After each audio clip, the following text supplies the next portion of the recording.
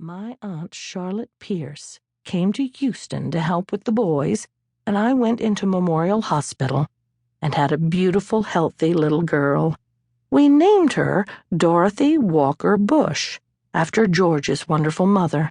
The name Dorothy means gift from God, and Doro was and is just that.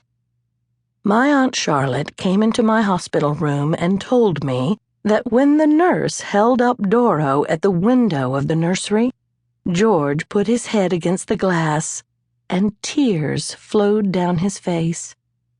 I know sons are supposed to be for their dads and girls for their moms. That may well be true, but my heart fills with love when I think of the joy all 6 of our children brought us, each in their own way. Every dad should have a daughter as loving, thoughtful, and sensitive as ours. And I should add, as funny. Doro was at college and wanted to help her dad when he first ran for president in 1979. So it was her idea to leave school and work in the campaign office. George told her that she honestly could not go to the office and sit around as the candidate's daughter. To our great surprise, Doro left Boston College, which she returned to after the election was over, and enrolled in a 9-month secretarial course that went right through the hot summer. She said that she would work her heart out for her dad. That meant a lot to us. I remember her wearing stockings, a skirt, and a neat blouse all that hot summer while I spent much of the summer in and out of lovely, cool Maine. I know she worked hard, like she said she would. To this day, she'd do anything in the world for her dad, including writing this book. There is a very special relationship between Doro and her dad, and I hope between Doro and her mom. I love and adore our boys, but they don't always understand like Doro does. Doro has a way of looking at the world like no one else in our family.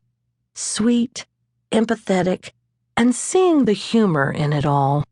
Her brothers don't just want to have her around, they need to have her in their lives.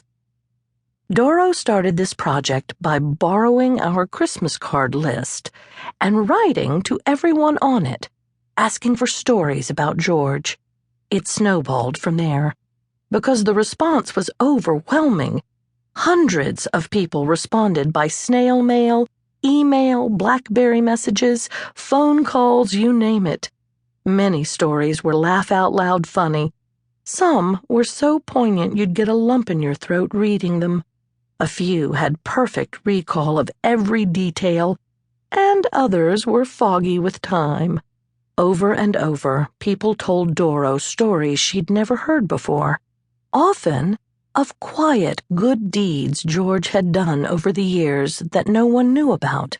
Even in the midst of crises, he has always made time for the personal touches, some little, some big, that can make all the difference in someone else's life. These stories speak to George's love of his friends and family. Through and through, My Father, My President is about loyalty. Doro has shown us her dad's loyalty to the principles he was raised with, his fidelity to his friends who have carried him through good times and bad, his true-heartedness in always wanting to do what is right, no matter what the personal cost, and his faithfulness to our family, not just to our sons and daughter, but to all the grandchildren, aunts, uncles, and cousins whom he loved so much. Loyalty is something learned by example and motivated by love. You can't teach loyalty. It is natural.